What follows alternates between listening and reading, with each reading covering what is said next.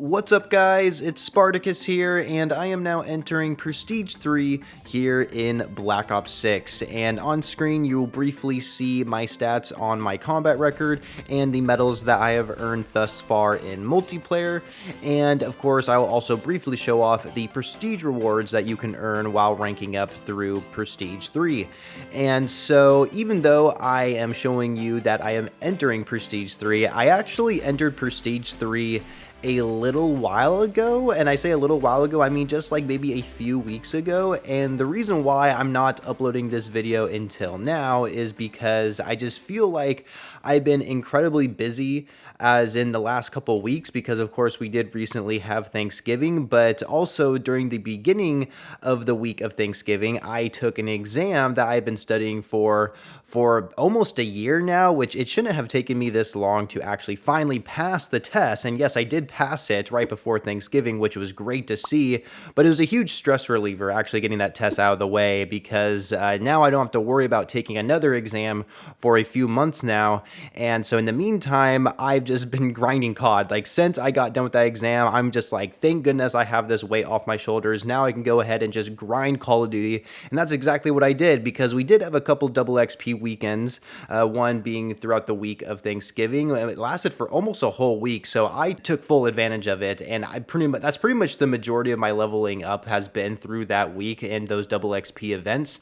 And so that's why I'm almost at Prestige 6 right now, is because of all these double XP events. And of course they did transfer over our double XP tokens from the previous Call of Duty titles, which has also been significantly helpful as well. As I was climbing up the ranks to get to Prestige 3, I did unlock gold on a couple of guns. The first one I'll talk about is the AK-47. Not only did I unlock gold for multiplayer on this gun, but I also have Mystic Gold as well.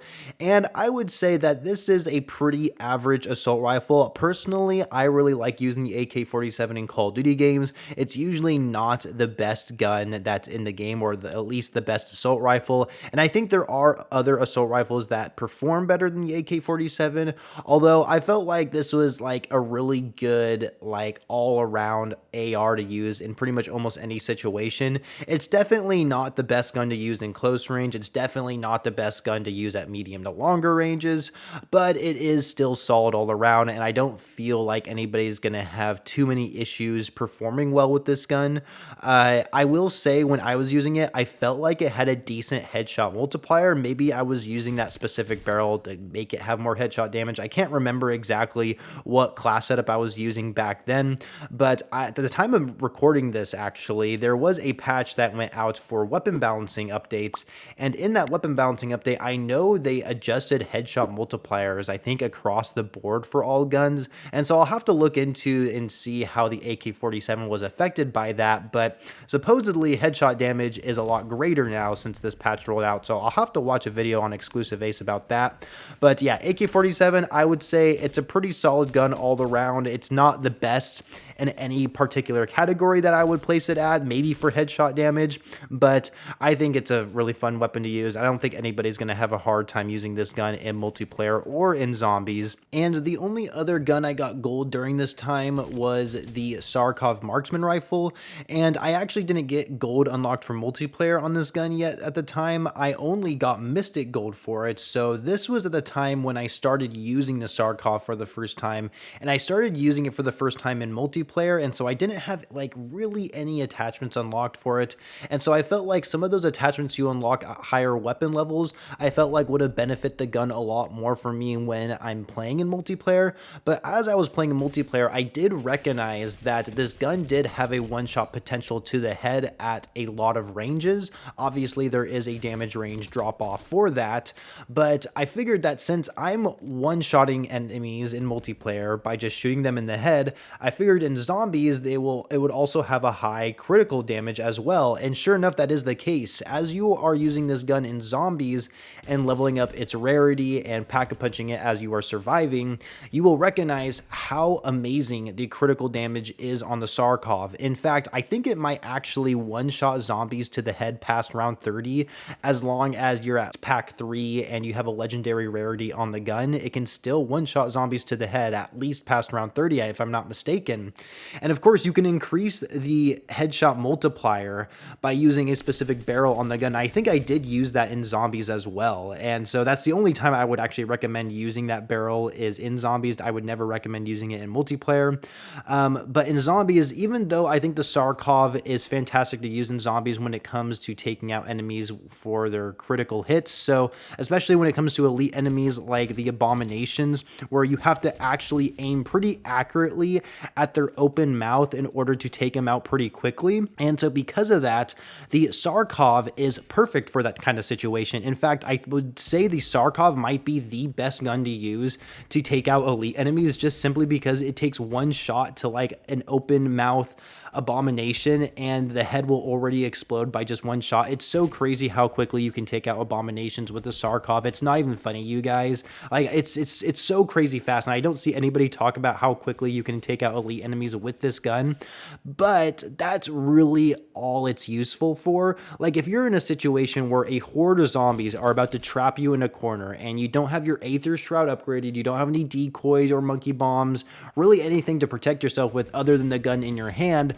I don't think the Tsarkov is going to save you in that kind of situation. Something like a light machine gun or a fully automatic weapon would certainly be a lot better. But the Tsarkov, fantastic for taking out elite and special enemies, just because that critical damage on this gun is just so extremely high. It just can take them out so quickly. But yes, the base damage on the gun isn't great at all. So as long as you're shooting enemies in their critical location, you can definitely perform with this gun extremely well in zombies. And so I definitely love using it in zombies, and I highly recommend using it right now if you haven't already. And that right there pretty much wraps up everything I want to discuss in this video. The only other thing I would really want to talk about is just Season 1 launching. Recently, we actually got Season 1 reloaded, so with that came with Hacienda from Black Ops 4. I love to see that map return. It is a fantastic map. And then, of course, we got ourselves Citadel de Morts, which is a new zombies map, a map that I've already beaten the Easter egg on as well. I might discuss that in a future Prestige video. Then, of course, we also got Ranked Play. I believe that actually came out at the start of Season 1, and boy, have there been many issues with hackers in that mode. I haven't personally experienced any hackers because I haven't actually played the mode yet myself, but I've definitely heard a lot of complaints online about hackers. But I have to wonder, is the hacking issue within Ranked Play in Call of Duty, does that only really affect the highest skill players? Like if you're someone who's diamond or higher, like is that the only lobbies you'll ever see hackers, or do bronze, silver, gold, or platinum users, do they also see hackers as well? I don't know. I guess when the mode first released, I'm sure a lot of bronze, silver, whatever ranked players came across hackers because it had just released, but now that's been out for some time now, and if I hop in, will I come across hackers while I'm bronze, silver, gold? I have no idea. But either way, apparently Ricochet's not doing its job as usual, which sucks to hear. But yeah, I'll probably play ranked play at some point in the future. Definitely not going to be focusing on it right now, but I'll have to wait for more updates too to see if the cheating issue gets any better, or if the weapon balancing gets any better too, because I know weapon balancing, it can be an issue as well for ranked play, which sounds like it might have been an issue when the Krieg came out for Season 1. So anyway, that's it for the video, guys. I'm just going to ramble on if I keep talking here. So I hope you enjoyed it. Make sure you leave a like if you did. Subscribe to the channel if you are brand new, and I shall catch you guys later.